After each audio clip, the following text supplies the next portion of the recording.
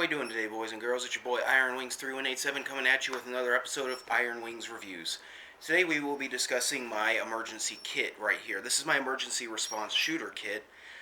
Basically because I work in a government office back in the same county I work in 2013-2014, there was an office shooting in one of our government offices in California. Ever since then, a lot of my coworkers have been afraid. They do annual emergency shooter response trainings, all that. But our government offices, because we work on state and county property, we are not allowed to carry firearms on the premises. Our county office, though, is attached to a strip mall, which means that the mall parking lot is a safe place to carry a firearm. You're legally allowed to do so. Most people will leave their concealed carry in their glove box, whereas I prefer this route because I can put a couple of locks on this case and leave it in the trunk of my car or the toolbox on my truck, and it'll be a lot safer. Plus, it's kind of, you'll see why in a bit, this is kind of my budget response kit. So this itself is an Apache pick and pull, they call it a carrying case or a supply case, I think, at Harbor Freight, and this one I think cost me $50. It's actually pretty decent capacity wise, and you'll see that in a bit. So first thing we've got to go ahead and start off with is opening up the case. To start with, I actually replaced the foam that came with this case. The original foam wasn't the best. It wasn't very dense, it wasn't very strong, and oftentimes you would see a lot of the lines breaking. Now in this case, the foam, all these different segments are broken apart, but that's mostly because of my own, attempts at fitting as much into this as I can. As you can see here, under the top layer of foam, you've got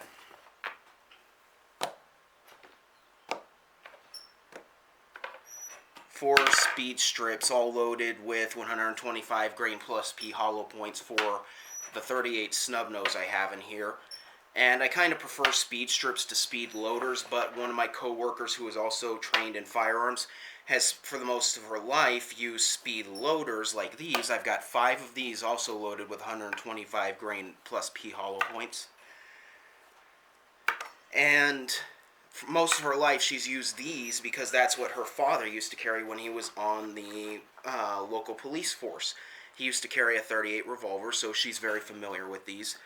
And because of that, I have the option to use both speed strips and speed loaders in this emergency kit. Not only that, but more ammo is never a bad idea. I also forgot to mention in my video here, I just got done reviewing this case for you guys, closed out the video, and I forgot to mention what I personally carry for that .38, what I like. While I have a lot of 125 grain hollow points in here, if I have that .38 in my house for like home defense, my personal preference is towards 158 grain plus P semi-wad cutters lead. And the reason for that is kind of because this is what the FBI used as their main projectile and loadout for the better part of, I think, almost 30 years. And it proved effective in a lot of situations where a lot of other rounds didn't. 9mm, 45s, all that. So this is kind of just my ammo of choice. I load these myself. It's something like 6.7 grains of silhouette in a Starline case under a Hornet A 158 grain lead semi-wad cutter. And this is just my personal prefer. I like how it groups. It's very close in at 25 to 50 feet. And it's actually pretty cost effective. 300 bullets for this particular type. 300 of these bullets cost me like $50. So to me that's kind of cost effective, and it makes for a good home defense load, personal defense. The only issue I found is it does like leading your barrel a little bit, but if you get the right solvents, like I have this muzzle loading bore cleaner that I use, you can get that leading out very easily. So with that out of the way, again, thank you guys for watching. I'll fit this into the video somewhere during editing. We also have in here a couple of magazines, 5 of them from my 1911. There are 2 in here, if I can get them loose, loaded with 230 grain round ball ammo.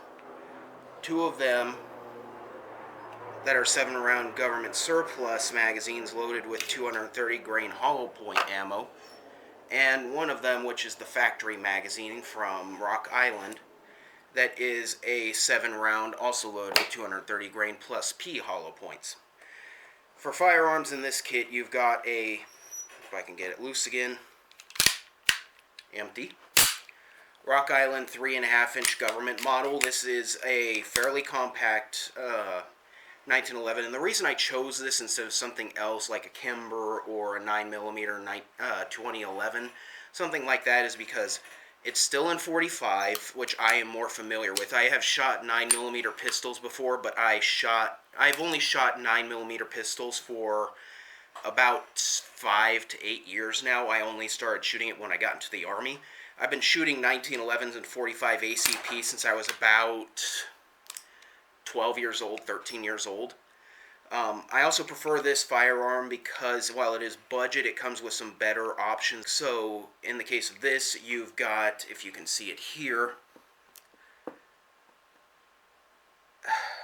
a skeletonized hammer, a enlarged beaver tail, and a much nicer factory trigger than I'd say I've seen on most of these compact 1911s, where it's, oh, I suppose, yeah, that would be a good thing. There we go.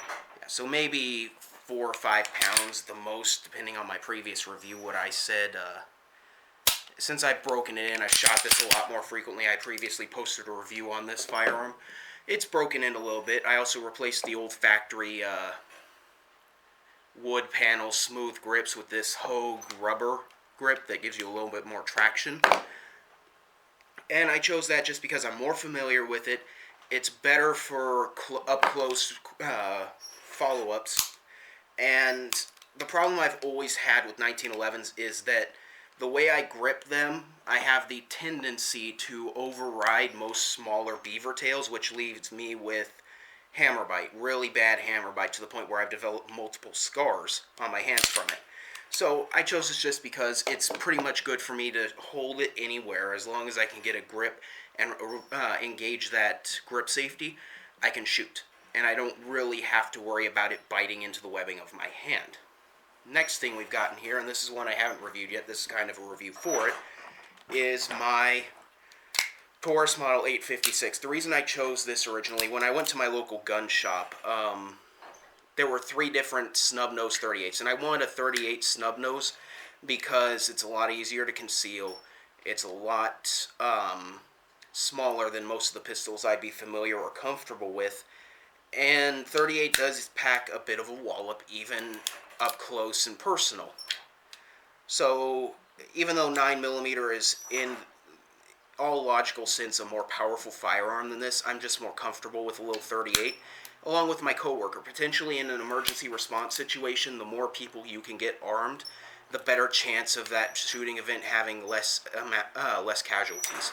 So my coworker is very familiar with the 38, like I said, because her father was a police officer and he carried a 38 snub-nose as his backup weapon, and a Smith & Wesson Model 10 with a 5-inch barrel as a service weapon.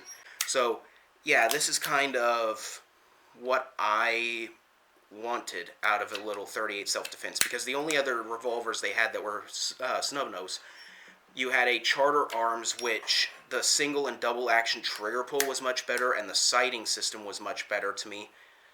But mechanically, it seemed sluggish when revolving the cylinder, and the cylinder ejector, once you popped it like this, when you went to eject all the cases, even with the cylinder empty, the ejector would slowly move back into the cylinder and stop about halfway, and you'd have to manually, with your finger, push it back into the cylinder.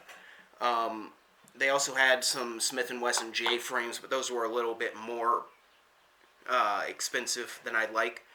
So, yeah, that's kind of where I'm at with this little 856, is I just chose it because it was cheap, it was budget-friendly, and also because it was a full weight. The other revolvers, the other snub-nose 38s they had were all air weights there. So, we'll talk about that a bit more in a second. Other than that, you've got the second layer of foam, which kind of comes standard for these Pelican cases, a divider. And then beneath it, you've got what I kind of like to keep in here, a couple of knives. I've done a review on this one in the past. This is my Buck Intrepid Grim Reaper camo. I reviewed this previously in my Veterans Day special. I keep this in the bottom of the case just because it's always good to have a fixed blade knife. I previously said I didn't really want to keep any in here, but, you know, just as an in-case kind of a thing, why not? I also carry a SOG Seal Pup because, to me, this is kind of it's kind of a happy medium on what I'm comfortable with for a combat knife or a self-defense knife. It's light, it's got a good texture for your grip, it's semi-serrated, which isn't a big deal, but some people will like that on a combat knife. The blade design is actually very nice sweep and belly for cuts, good point for poking things, and it's a decent size. It's not overly large, so I just kind of like keeping the both of these in the bottom of this case as a just-in-case kind of a thing. And it doesn't hurt, even if you don't respond to an emergency, it doesn't hurt to have a knife stashed away just as an in-case kind of a tool. A little bit of a side story, about 2 years ago, my parents, when I still lived with them, were bringing home something. I can't remember for the life of me what it was, but they had ratchet strapped something down in the back of their truck. And as they were driving home, one of the ratchet straps, my father, for some reason, even though he had been a truck driver most of his life from like the age of, I want to say 21 or 23 on, up until about 12 years ago, he didn't think to secure the ratchet strap itself. So they're driving down the road, this thing's flapping in the wind, all of a sudden it's so long, it has such a rat tail is what I call them. It goes underneath the truck, gets wrapped around the axle, and rips itself out of the bed. Like, completely destroys the ratchet strap secure points, leaves massive gouges in his truck bed from it, and he has no way to cut it off of his axle, so he has to drive home with this thing constantly whacking against the road, all because my mom and my dad, who both always scoff at me for carrying a pocket knife and a fixed blade on me, didn't have one anywhere in the car, the truck, anything. They didn't have one on them. And the funny thing is, after that experience, my mom insisted on always carrying a pocket knife on her. So, yeah, I hate to tell you so, but I was right. Anyway, just a little funny side story there of why I always like carrying knives on me. So, we've already looked at this 1911, and what I think of it. It's pretty decent for the budget, although a lot of people will talk down on you for owning it. And yes, the 1911 is kind of out of date, but if it's what you're comfortable with shooting, don't let anyone dissuade you from picking one up. Let me put these magazines away again. I have a very specific setup for the magazine pouches themselves, or the magazines in this liner. Basically, my idea with the magazine layout is, how to explain this, I wanted 3 or 4 of them right by the 1911 itself, but I also wanted to leave space in between them to fit as many speed loaders into this case as I could. So, like I said, we covered the speed loaders. I kind of like the HKS, I think is the company, because they're kind of the timeless speed loader that everyone knows, and it's kind of intuitive to operate. You slip it in, you turn it clockwise, there you go. For example, I know I'm not supposed to load a live firearm on YouTube, but still, load it in, counterclockwise twist, you're good to go. So, that's just kind of why I like those speed loaders. It's intuitive to almost anyone who picks one of these up. And they are not very expensive. I think I got all of these that are in this case for like $5 on sale from Midway USA. The speed strips for 4 of them from Midway USA cost me $9, which is kind of counterintuitive. You think something that's more mechanically and materially expensive to produce would cost you more, but that's not really the case for some reason. Maybe it's just the brand. But yeah, these HKS speed loaders are kind of what I go to for speed loaders. There's also things like the Safari Land, or I think it's called a Rip It. The Safari Land, you push in on the knob to speed load instead of twisting it. And that seems like an interesting concept to me, but I'd kind of be worried about carrying it in either this or in a pocket and whacking that on a desk in my workplace if I'm responding to something, and all of a sudden I have all my rounds just loose in my pocket. They also have the Rip It, which is kind of an odd one, where it's basically a staggered ring of 6 38 caliber 38 specials, where you would stick it into the cylinder, squeeze a loop, a ring on the back, and rip it to the left, and it strips off all the rounds into the cylinder. And it's supposed to be much more compatible with revolvers with this big rubber Pacmar style grip. Personally, I didn't really see the point in getting them. They're a little bit more expensive, and I didn't really see the point, so I skipped them. So with that, let's go ahead and get into talking about the Taurus 856 here. This is the one I haven't reviewed previously.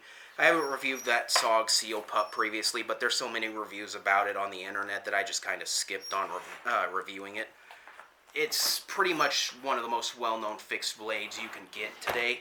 And when even Coyote Peterson carries one, I think it's pretty safe to say that the average viewer is going to be aware of what a SOG Seal Pup is. So, today, other than talking about the rest of that emergency response kit, let's talk about my Taurus 856 here.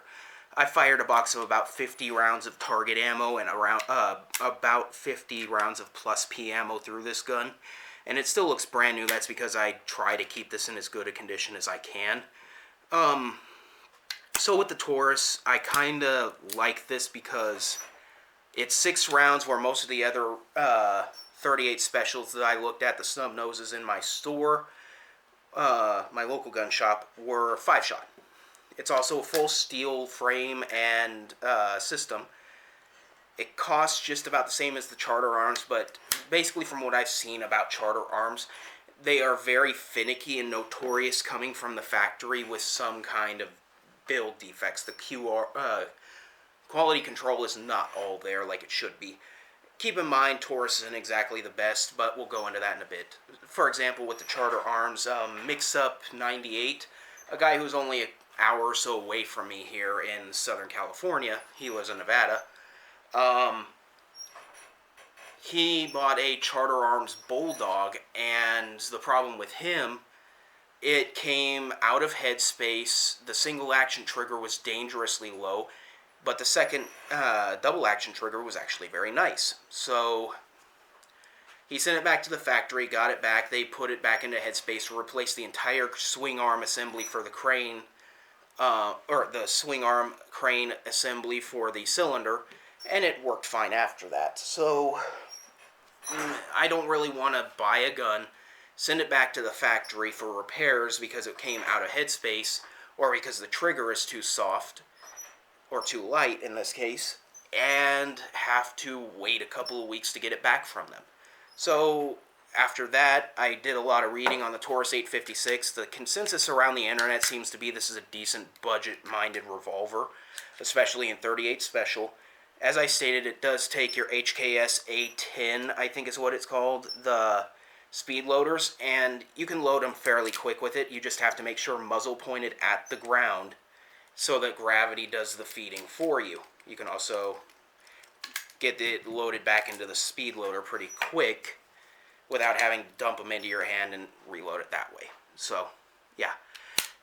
I kind of like this revolver. It's fairly decent. The action is smoothed out quite a bit since I started using it. The single action hammer,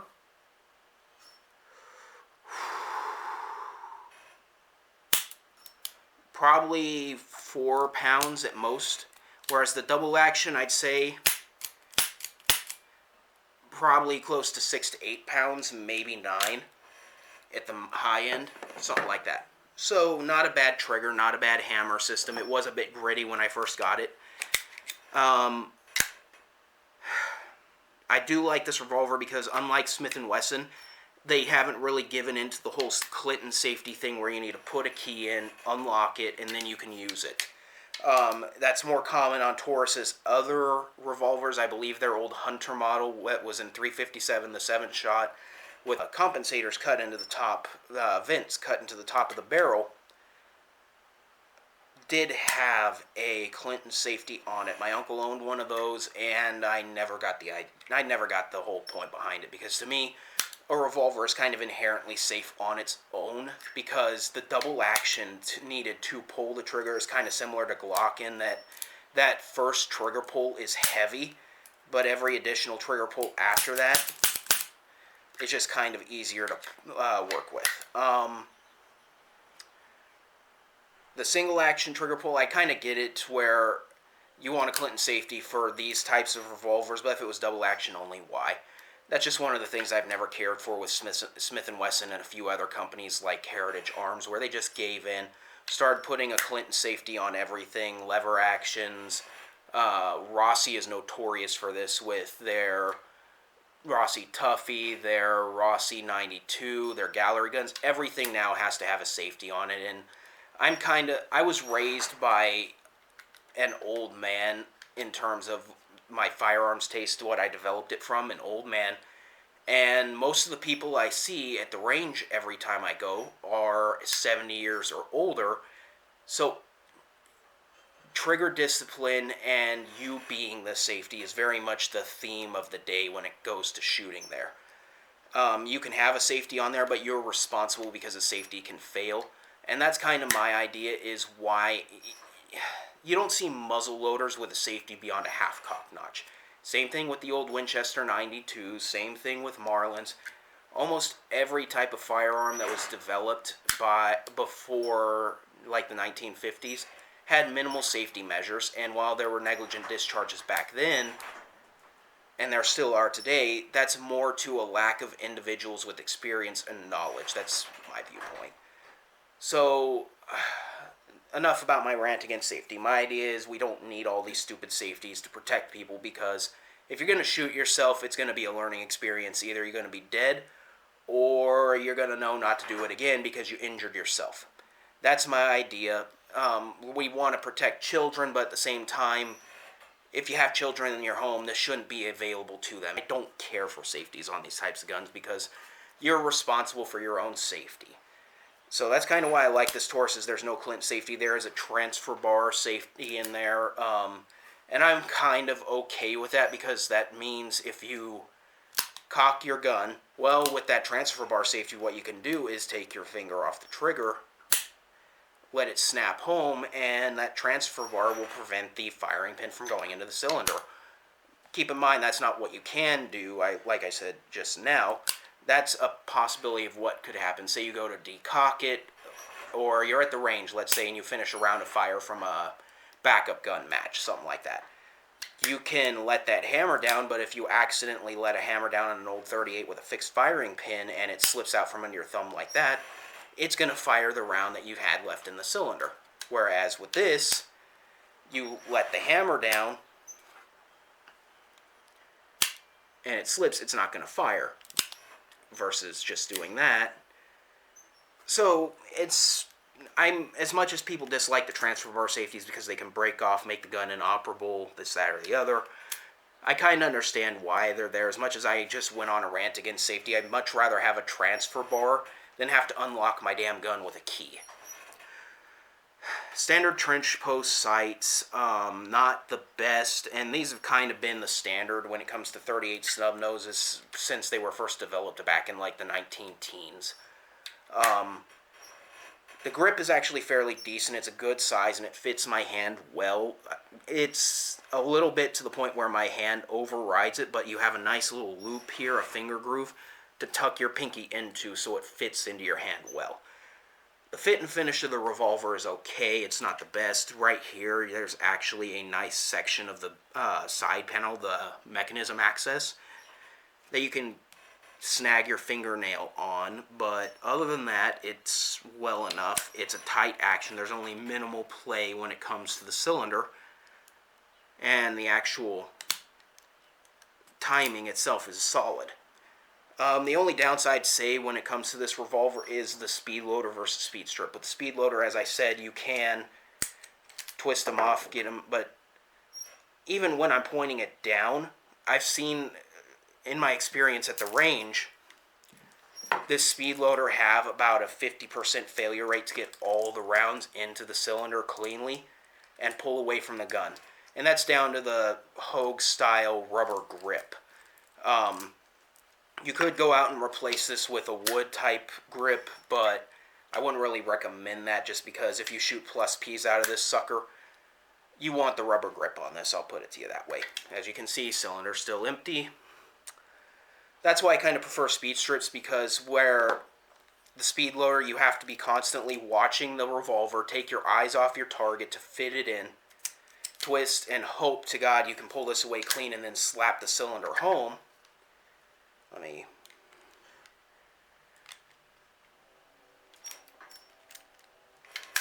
See, neat little party trick for friends next time you go out. Joking, of course. Don't try that at home. So,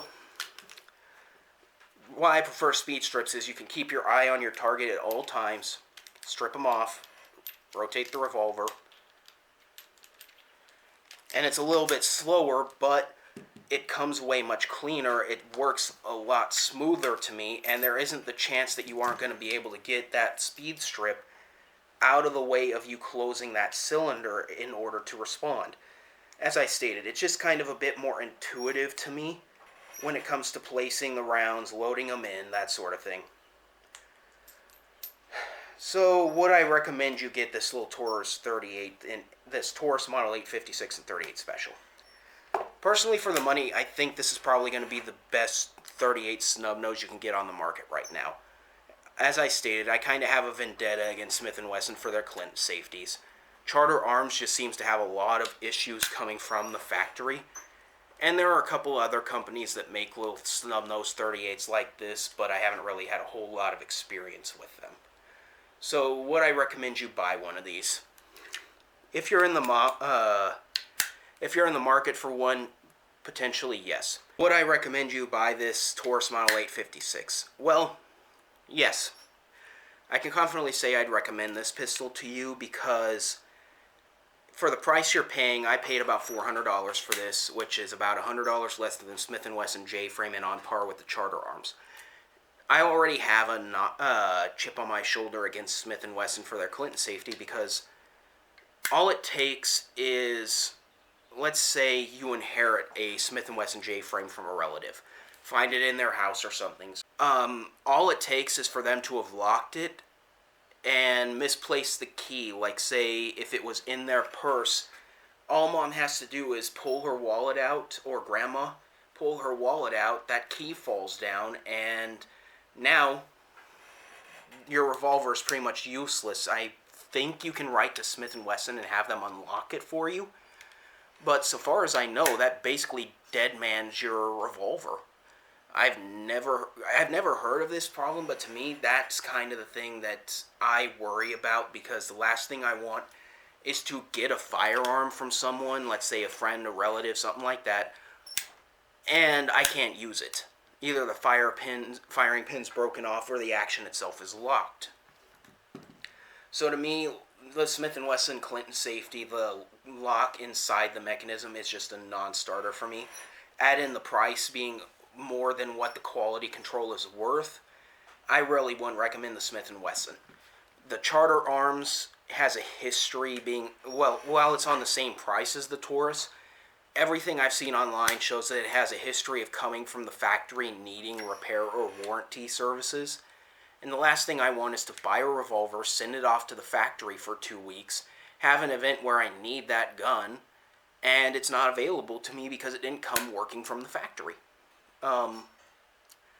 So I think the Taurus is kind of the best of both worlds, where you aren't getting the Clinton safeties and all this other crap from Smith & Wesson, but you're getting a better build quality, to me, in my opinion, all anecdotally, than you would get from Charter Arms. Are there other pistols, revolvers out there? Certainly. I mean, you could go out and buy old Smith & Wessons, like the Smith & Wesson Victories or Model 10s.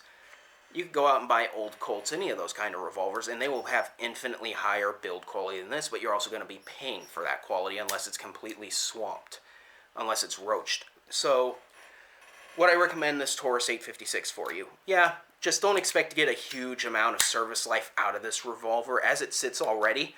I've only shot about 100 rounds through this revolver, and there's already a scar developing in the frame from swinging the cylinder back in from reloads. And not even doing that old Hollywood-style wrist flick. It's just pushing it in, indexing the cylinder, and I've already got a gouge in the frame. So, would I recommend it for you? Personally, yes. I think it's a nice revolver for what you pay, despite what everyone says about Taurus being not good. The quality control isn't there, yada, yada, yada. The thing about Taurus is I think they get a bad rap based solely on their semi-automatic pistol manufacturing. They kind of went the cheaper route because they wanted to make something that was budget-friendly, and they've kind of paid the price ever since for it, even though I think their revolvers are pretty decent quality for what you pay. So with that, I don't have anything else to review. Let me know down below, what would you put in this? Do you think this is a somewhat realistic emergency response kit for a mass shooting event? Or would you swap out some components? I know there's going to be a lot of people out there saying, why didn't you do a Glock? Why didn't you do like a Smith & Wesson Bodyguard and 380 single stack? Or this, that, or the other. It's like, yeah, I get it. It's not the most modern of firearms in this kit. But at the same time, I'm basing my choices off of what people I trust are familiar with. My coworker, she's familiar with a 38 snub nose and a 38 long barreled revolver.